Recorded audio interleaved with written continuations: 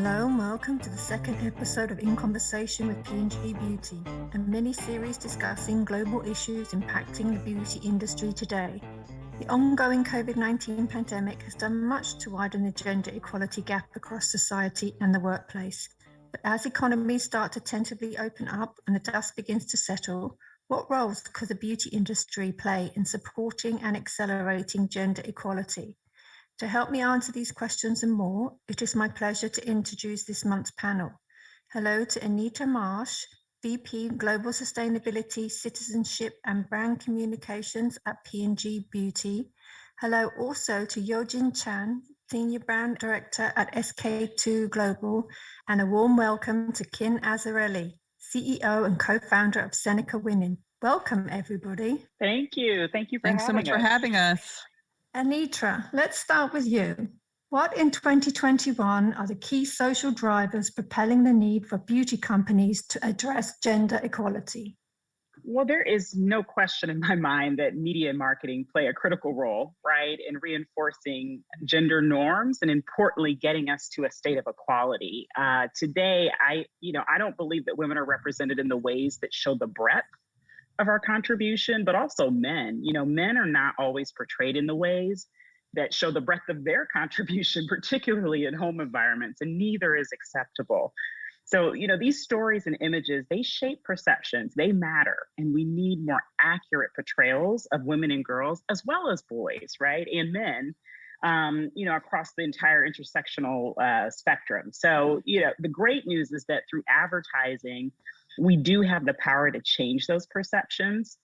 And I work for a company, P&G, that's in, billions of households, right? So with that power, we have a responsibility, and we're using our power to take a stand and promote gender equality and racial and ethnic equality.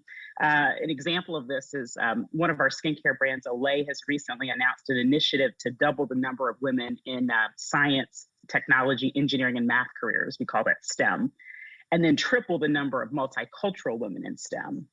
And that's, most people aren't even aware that there is a gender gap in STEM in nearly every economically developed country.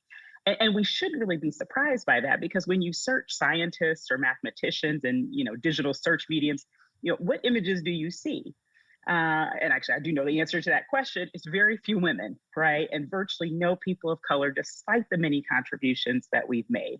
And so we're trying to change that, right? We publicly declared this a little less than a year ago.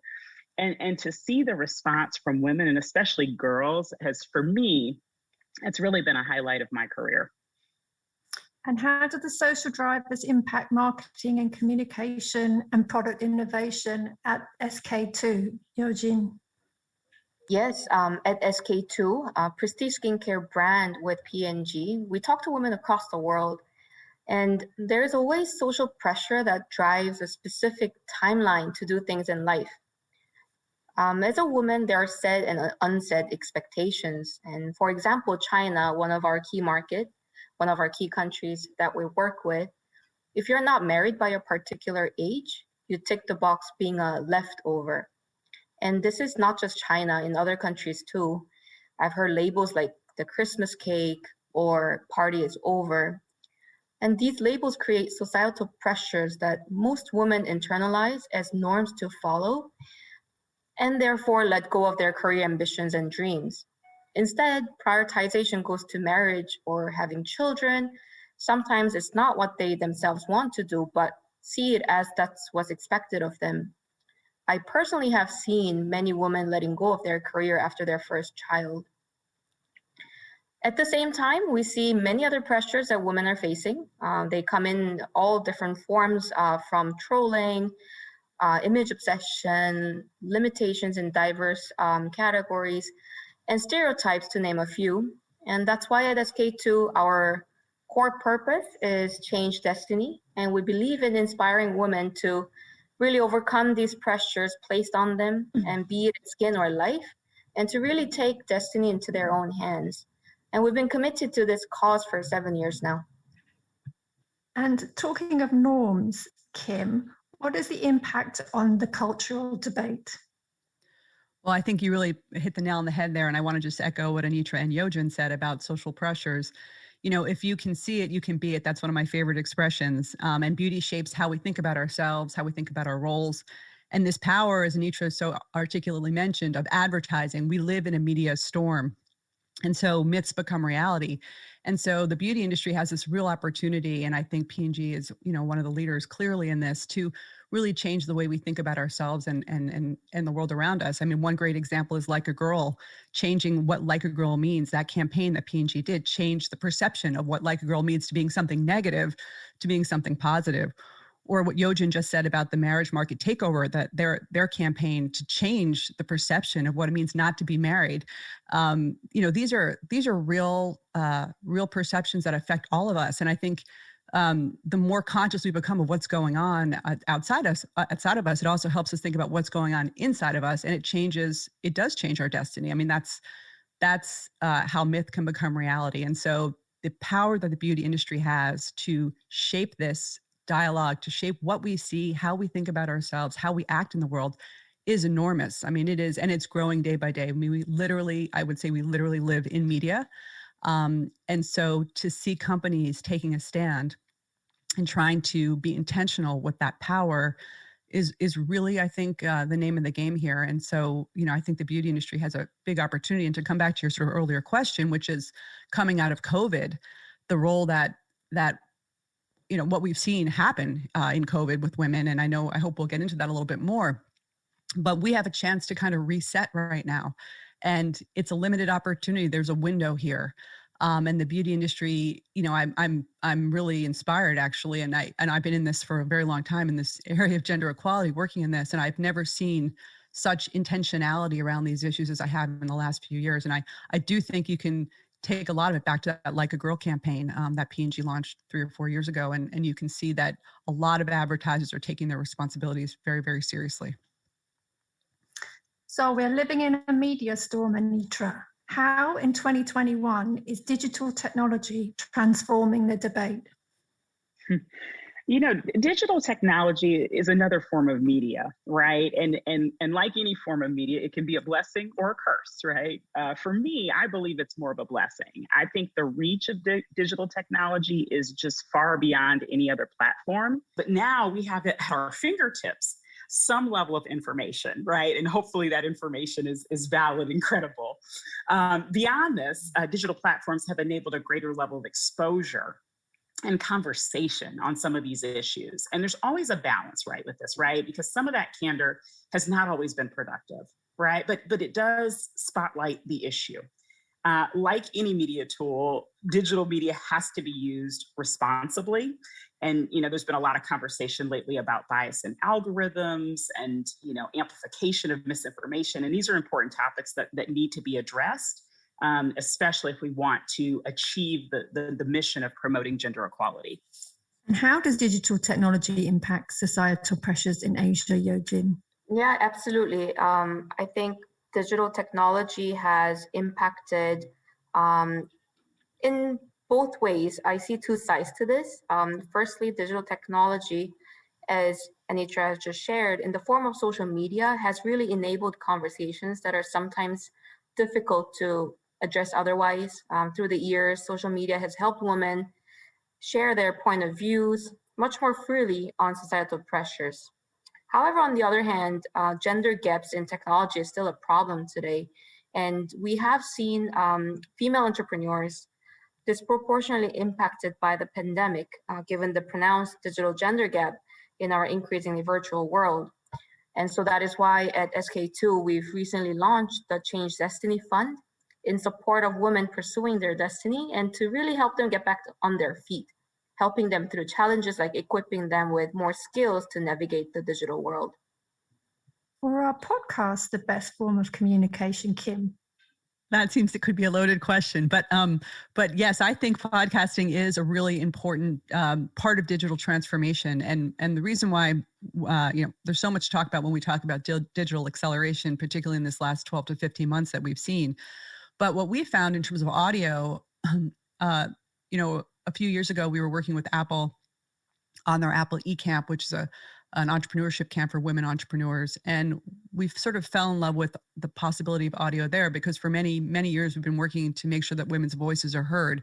But with podcasting, there's a democratization of what might be possible there. And so we launched about a year ago, a little over a year ago now, actually, the Seneca Women Podcast Network, with support from P&G, and then in partnership with iHeartRadio, because we wanted to sort of make sure that women's voices were being heard in this sort of fast growing media business. And, you know, it was interesting because 50% of podcast listeners are women, but only 20% of top shows are hosted by women. And we thought, wow, this medium can't go the same way as every other medium throughout history.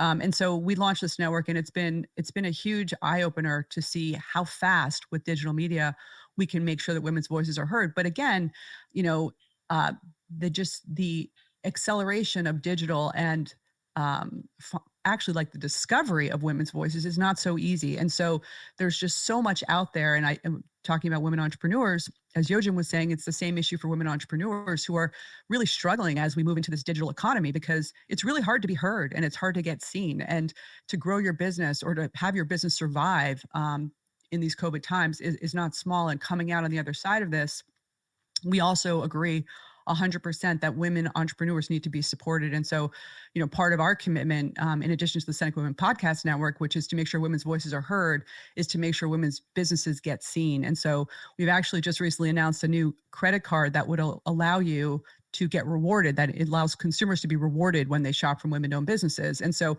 incentivizing people to use their purchasing power to shop from women-owned businesses and create a large marketplace where you can find those businesses is really important. So we're both telling their stories, hearing their voices, and then making sure we shop their businesses, you know, is really part of our solution. But I have never felt more, in some ways inspired, but in other ways, you know, it's a little daunting to think that if we don't step in this exact moment, and I don't mean in a year from now, I mean now, literally, to step in and be super intentional about the way women participate and the tools that women have access to for digital, we will be left behind. And I know there's pretty stunning reports coming out about women's participation in the economy. And if we don't equip ourselves and we don't pave the way, and I think what Anitra said earlier about STEM and girls in STEM and women in STEM, the way we've portrayed technology careers has always been about like the dude with the pizza being slipped under his door, you know, and like,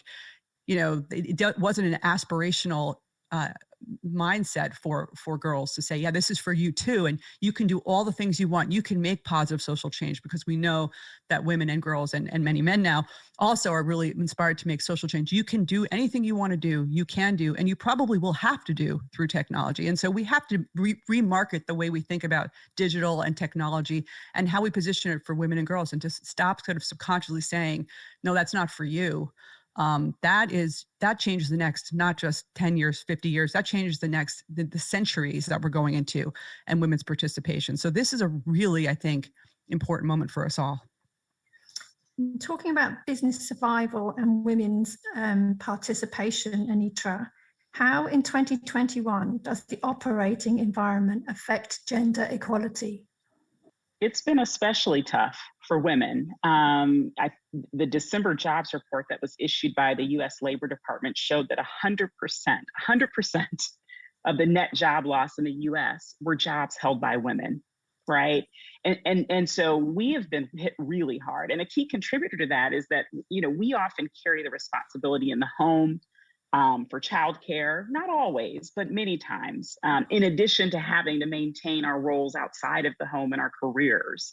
A lot of this work was frankly invisible before the pandemic, and it has become more visible as we've stayed at home. Now, I've been very encouraged, right? What Kim just mentioned around the amplification of women's voices, the increasing trend of incentivizing people to support women-owned businesses and minority-owned and led businesses. These are the kinds of things that give me a lot of hope. And I see my coworkers on a daily basis really showing how they are getting it done, right? Doing the things that they, doing all of the things to advance both their home life and their career life. However, in many cases, women have had to make a difficult choice and take a step back from the workforce because the demands are just so great.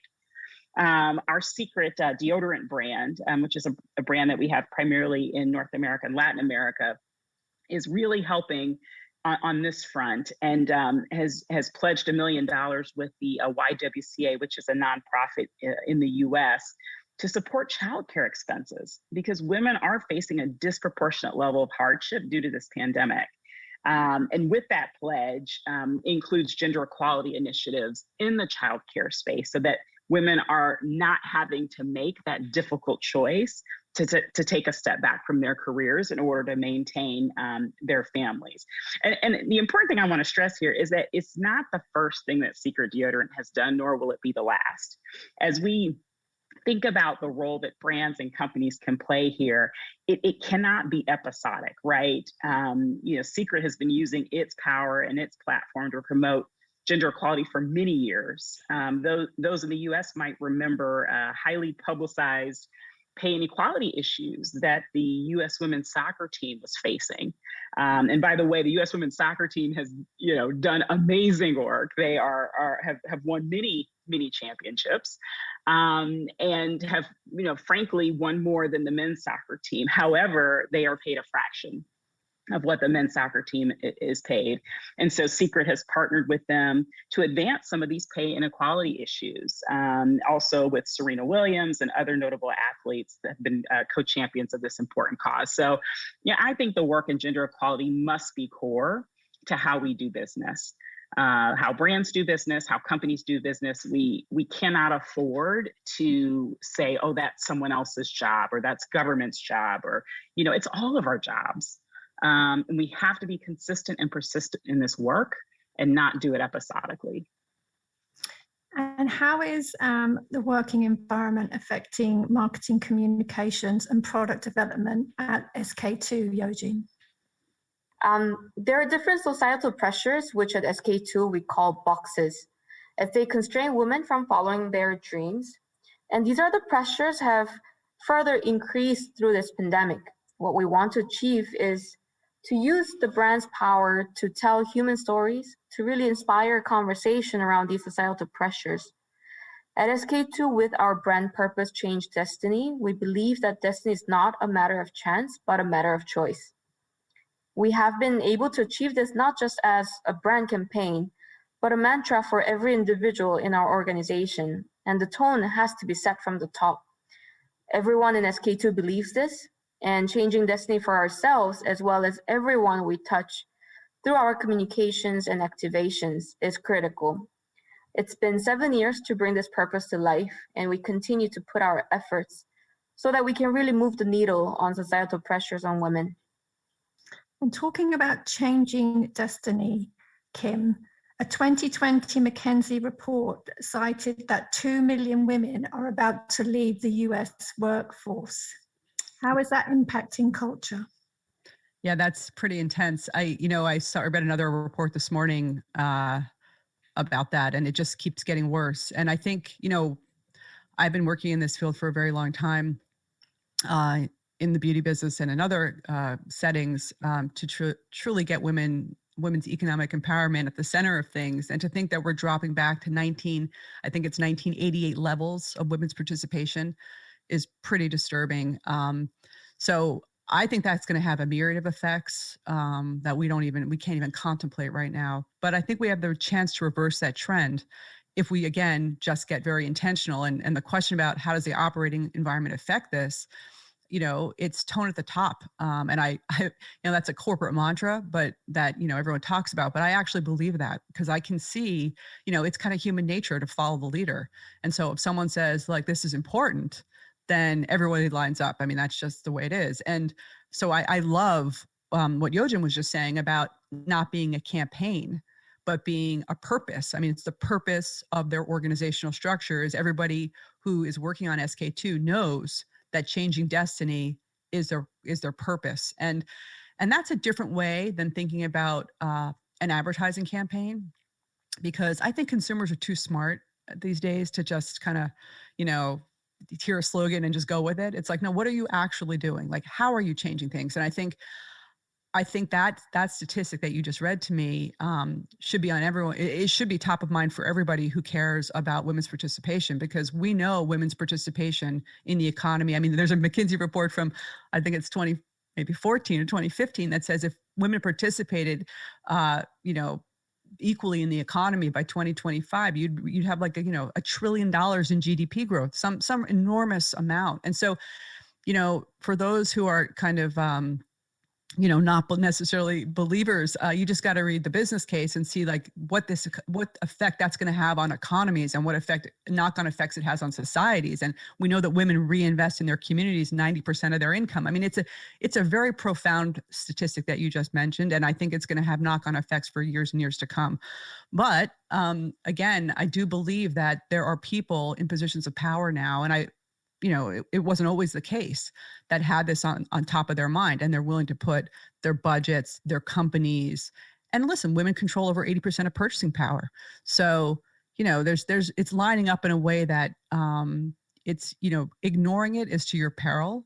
And so I think organizations that will succeed in the future are the ones that embrace this, again, not as a campaign, but as a purpose. Anitra, how in 2021 are government policies aiding or abetting gender equality?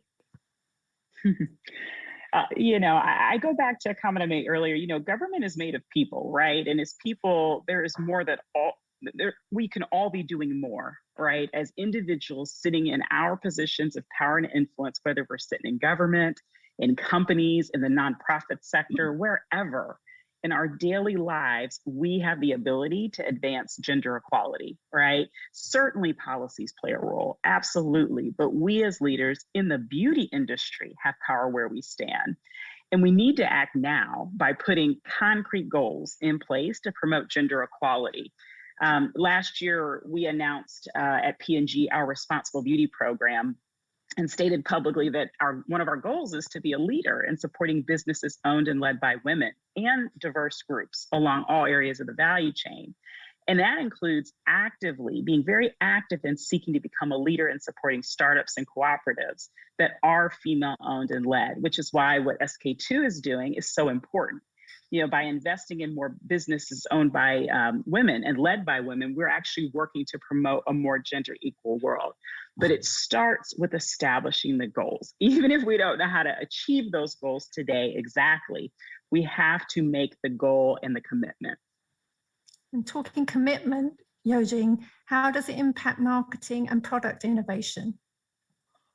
Aiding and advancing gender equality requires collaboration across the board, from government policies, but also companies and brands like us. We need to step up to create impact, and this is a journey that we will need to accelerate.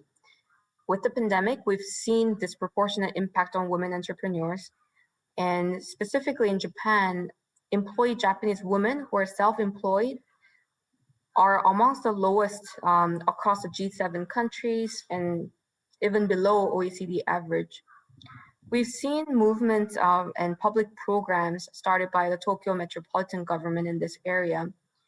And so in Japan, we're partnering with the Shibuya Ward for a program to support female entrepreneurs as part of furthering our commitment to the purpose of change destiny.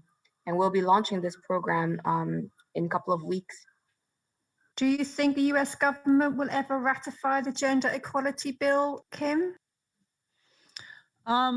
It's funny. I wrote an article about that when I was in law school about actually it was about the rights of the children. But, I don't know because politics are fraught with state versus federal. And there's a whole thing around that, which I won't get into here. But I think what I do know is that countries are at different places on the journey. And I think what you're pointing out is that the US, while, obviously advanced in many, many ways, we still have a ways to go ourselves. And I think particularly a finer point is put on childcare. I think we're one of 3 countries in the world, I think that's still the case, that doesn't have a federal childcare program or policy. So we're not there yet.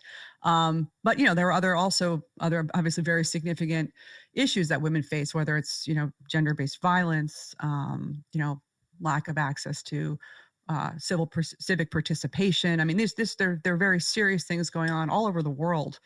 And, you know, I feel somewhat hopeful that a lot has changed. In fact, in a law school class that I teach at Cornell, I was pretty amazed to see that a World Bank report that showed that the impact that the laws have had in so many countries over the last 15, 20 years has been pretty remarkable in terms of gender equality. But there's such a far distance to go. And a policy like childcare, which we are now, you know, is sort of the fundamental basic part of life that we're seeing, you know, is driving women out of the workforce in the US. I mean, we have to change that. So talk about change destiny. Like, governments do have the ability to do things that the private sector can't do. And the private sector has the ability to do things that the public sector can't do. So we need everybody. And I totally agree with what Anitra said earlier, that we each have power. And if we use our power for purpose, which is what we at Seneca Women believe, we could fast forward and we could create that kind of change that we want to see. But again, it requires being super smart. You know, we can't be passive in this moment. I think that's a big mistake.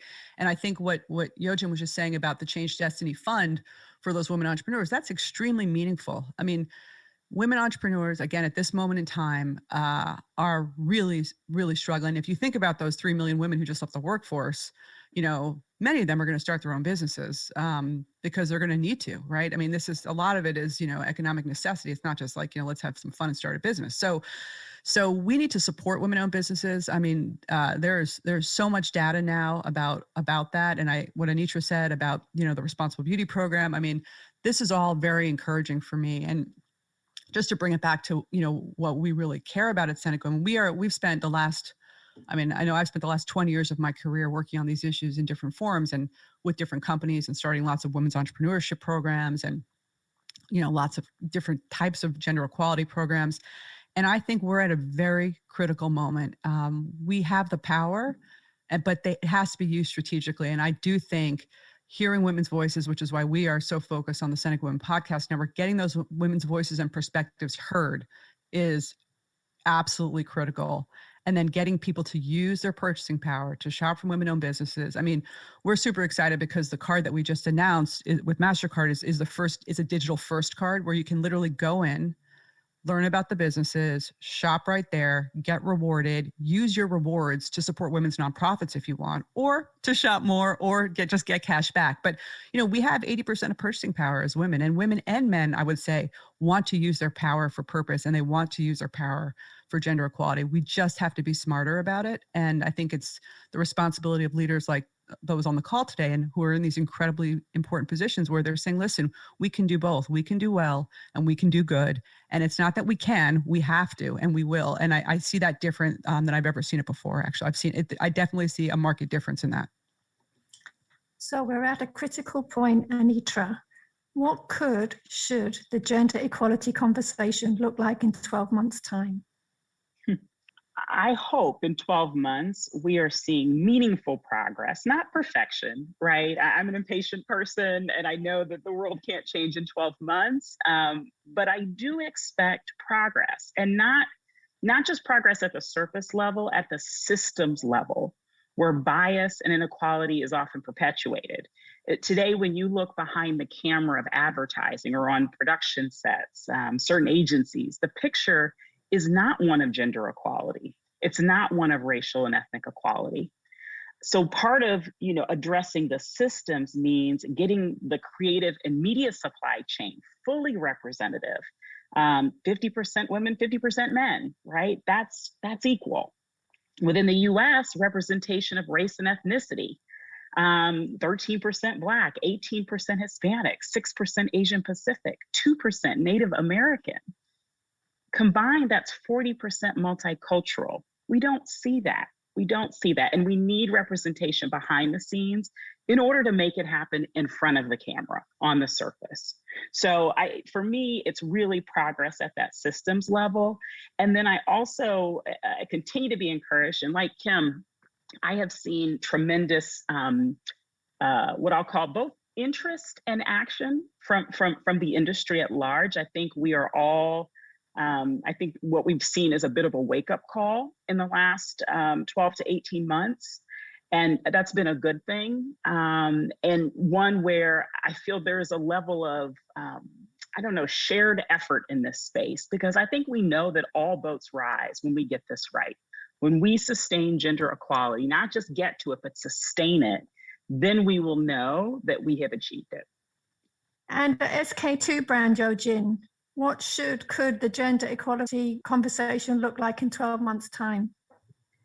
This level of social change is not something we can do in a year's time. To be realistic, I share what Anitra has shared on this, but every minute, every day counts. And look, I mean, what we're against is the generations of ingrained bias and sometimes systematic limits. At the same time, we have ambitious goal to make a change in our society. In order to tackle this and make a difference, we need joint forces across brands, businesses, authorities, and have society at large to come together. I think it's leaders like Anitra and Kim on the call, as well as teams beyond, to really initiate that. And with our joint forces, I believe we will be in a much better place. And is joint forces the way to go, Kim? So one of the, I think the most important things in this moment is how we collaborate. And I just wanted to talk about what Anitra said earlier about the media supply chain and putting women behind the mic and behind the camera, and the profound effect that can have. We at Seneca Women are really so delighted to be partnering with P&G. And I think, P&G and under Mark Pritchard's leadership in particular, thinking about how do we get more women, how do we get more, multicultural women behind the mic, behind the camera, and how do we, in YoeGin's parlance, change destiny by making sure that many perspectives are being reflected in what we hear and what we see, because we do know that if women are not part of designing our future, the future will look very, very different.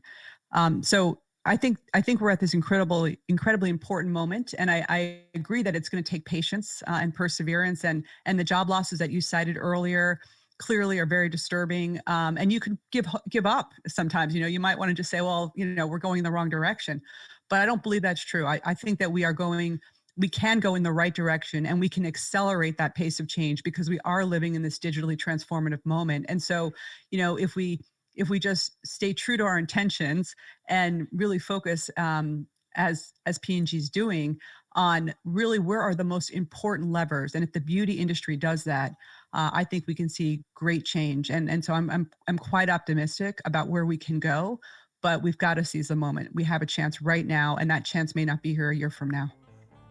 And with that, I would like to thank Anitra, YoeGin, and Kim for taking part today, and for you for listening.